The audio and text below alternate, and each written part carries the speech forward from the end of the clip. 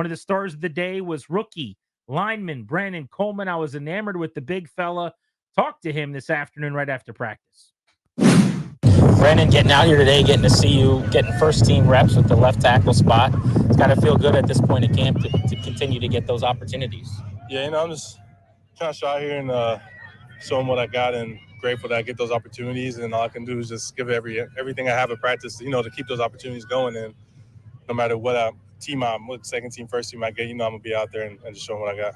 Played on the left side. We've seen you on the right side, even a little bit of guard. And that versatility for you, do you feel like that'll always be a part of your game, or are you looking to find a home and kind of get entrenched? I think I'll find a home at some point, but I'm always keep that versatility up there. You never know what can happen. You might be able to be a left tackle like I was in 22, and then injuries happen. You got to move to a different spot. So I know I'm just working on staying ready on both sides and being comfortable wherever I'm on. One-on-ones for the first time today. It's got to, for fans and for us in the media, that's an exciting pillar of training camp. Did you guys have a little more juice for that today with the pads on? I just see it as another opportunity to get better. I feel like every team period we have is like a one-on-one period at this level. And I see it as another opportunity to, work what I know. I got to work on timing, just trusting myself, being confident in my set. So I see it as another opportunity. How do you feel like you're grasping the playbook at this point? It's got to be an arduous process. Nick was telling me that they throw everything, one day, 1 week at a time, and then they'll scale it way back in season. So it's got to be overwhelming right now. Not at all. I kind of compare everything to what I did in college. The playbook that we got was pretty simple to grasp. Just being able to study every day, and you guys get used to it. It's a lot of mental reps at home in the hotel, wherever you at, just kind of going through myself, having a little walkthroughs at night or whatever, and then coming out here. The staff's been great about, and the rookies getting a bunch of walkthroughs and making sure that we get a grasp of it, that any questions we have, we can go to them. So they made it easy for us to learn. Obviously, these reps in training camp going full speed help you a lot of knowing timing of certain plays and all that stuff. So it's been a pretty good adjustment. What have you been doing after practices to unplug? I don't know if you're a guy that puts your feet up and watches the Olympics at night, or what have you been doing? During camp, it's kind of tough to get that time. I get home at like 7 and I go to bed a couple hours later. So kind of do some recovery at home. I got a fiance that doesn't hear from me for 12 hours. So get to give her like an hour or two to talk to, watch some TV, just watch a show, or like you said, Olympic sports. It's kind of get to the people that you don't talk to during camp, family and friends. So it's kind of what I do. Lastly, I just saw you signed autographs for a better part of an hour. I'm just curious what maybe the mindset is on spending that much time with the fans, and what it's like for you to be one of the wanted players here. Yeah, I wouldn't have thought to be as big of liked by the fans as I thought. Maybe it's just like, I don't know, I never knew O-linemen get that much love, but I'm just thankful that they're out here, not just for me, but like for the whole team. It's not just like we have practice. They're out here in the heat for hours, watching us practice, showing their support. So that's the least that I feel like I can do. Be out here, show them some love, sign some autographs, have some conversations with them. That's what it's all about, building that connection. Thanks, Brandon. Appreciate you. Brandon Coleman of the Commanders, the 67th pick in the draft, a third rounder for Washington. Very funny at the end there to say, I didn't think I would be this popular. People like me more than I thought they would. Bro, I don't know if you know this. Offensive lineman in this town? Number one, we like our offensive linemen in Washington, D.C. Yes, we do. Might want to read up on those Hogs. But number two, I think people are expecting might be strong, but they're certainly praying that this guy's the long-term left tackle. And he might view it as, maybe I'll play left tackle. Maybe I'll play right tackle. If I'm a guard, no problem. He said he hopes to find a home and just lock in on one spot. But I think a lot of fans are crossing their fingers that maybe you just stole your left tackle in the mid-rounds. I think that's very well said. Because the promise and the hope, right, that you unearthed a new star offensive lineman without having to, pay first-round premiums or go to free agency or trade somebody away, et cetera. You could become a celebrity in this town real quick if you're good on that offensive line because of the history. I mean, again, you'll hear this a million times over. Anybody of a certain age, basically my age or older, they think all that's been missing for the last several decades is just do what they did in the 80s. Just run the dang ball behind the great offensive line. Every coach that's come has been stupid. Every GM has been stupid. Every quarterback is stupid. Just check to a run. They think it's this missing easy formula because of how great it was for basically a decade and a little bit extra on either side of it. So, yeah, offensive lineman in this Berg, if you got a little bit of promise, you got some upside, people get excited.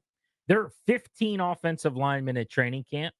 9 of them are going to make the roster. I guess it's possible that a 10th could as well. Cornelius Lucas was not there today, excused absence. Didn't get to watch him work. So Coleman took the left team reps. The starting offensive line today was kind of what you'd expect. Brandon Coleman at left tackle, 3rd round pick. Nick Allegretti, who they signed from Kansas City, who you'll hear on the show at 5 o'clock today. The former Chief Super Bowl champion last year. He was the guy that got a lot of attention for playing basically for the entire Super Bowl with a broken bone. Allegretti's going to be the left guard. Tyler Biadasz, $10 million man in free agency. Center who came over from Dallas, Dan Quinn, and the Cowboys brass really targeted that came over here on the coaching staff. And then Sam Cosmi at right guard, the 2nd round pick as a tackle who's been kicked inside and who's elevated his game to being one of the better players at his position. Right tackle, I would think, is Andrew Wiley's, but Andrew Wiley has been banged up. I don't really know what his injury is. He was in uniform.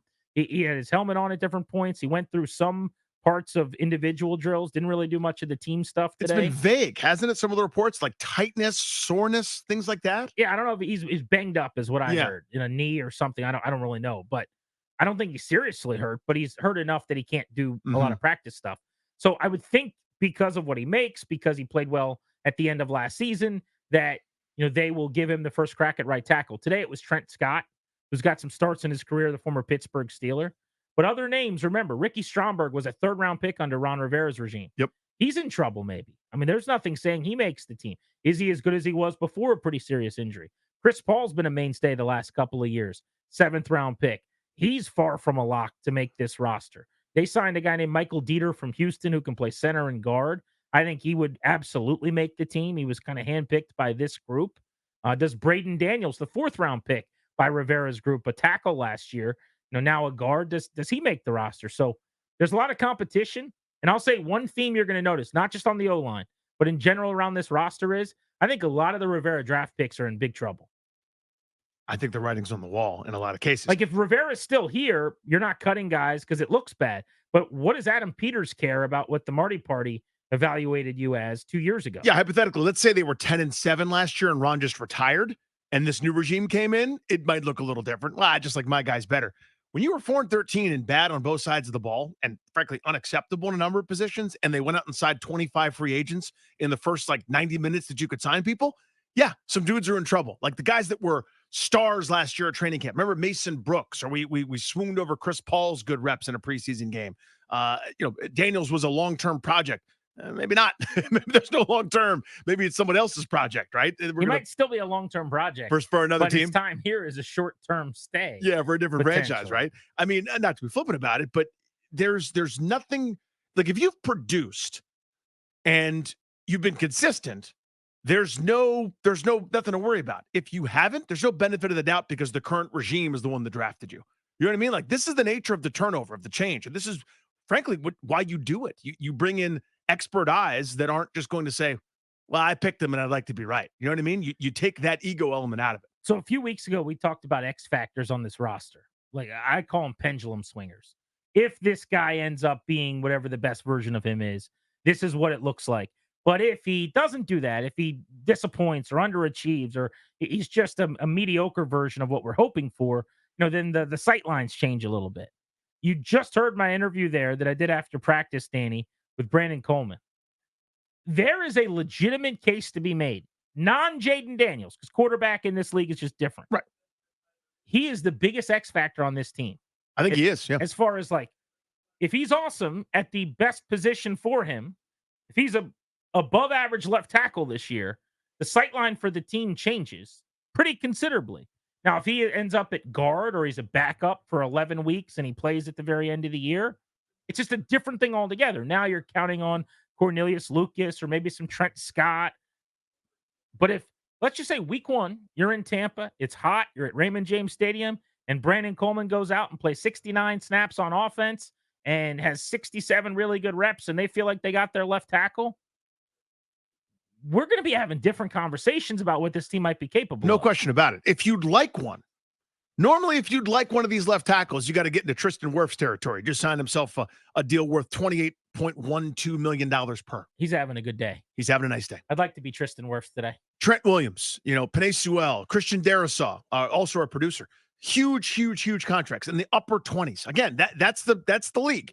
Quarterbacks in the 50s, almost 60 now. Wide receivers and left tackles. You notice a theme. How can you pass the football? Can you protect the guy passing the football? And can you catch the passes that the guy throwing the football throws? That's who's getting paid right now. It's too bad Christian Darrisaw went right before they drafted Jamin Davis. Wait. Hold on. What's that? Hold on. Something's coming. I'm being told. I'm getting something in my ear. They reached for a guy that probably would have gone end of round 2. Yeah. Wait, there's more coming. Darrisaw went after Jamin. And he went several picks after. Okay. That's always great. He was available to Washington. It's great. Always. It's so fun, though. Isn't it fun to look back? And you want to go free agency, that's what has to happen. And nobody was available for a free agency. Like, if you're good at this, it's the same as quarterback. If you're good, you don't leave. If you produced at all, you're not in the open market even a little bit. So you probably would have had to go first-round pick. And you're already going to do that with Jaden Daniels. If they find a solution to this critical position through a third-rounder that they did by maneuvering around the board and adding picks here and there, unbelievable. What a coup for the team. Well, think about this. If Coleman's their left tackle long-term and Daniels is their answer at quarterback and they solve that in the same class in years 1 and 3 and they're both on rookie deals together, making no money at positions where really good players make 50 and 30 respectively, or actually 55 and 30 respectively. I mean, the sky's the limit now. I mean, the whole world opens up to you. And honestly, if Coleman can play left tackle at a high level, we'll see. It's very early and nobody knows anything, and he may end up being a guard. We'll find that out. But if you hit on him and you hit on Daniels, Sanders still looks like the real deal. The rest of the rookie class, you're just whatever you get is nice. You know what I mean? Yes. Like, that is already a Adam Peters take a bow kind of class. Before we talk about Johnny Newton, the fact that Jordan McGee is climbing the depth chart in practice already. For what it's worth, and it's not much early, Luke McCaffrey didn't really pop to me much today at all.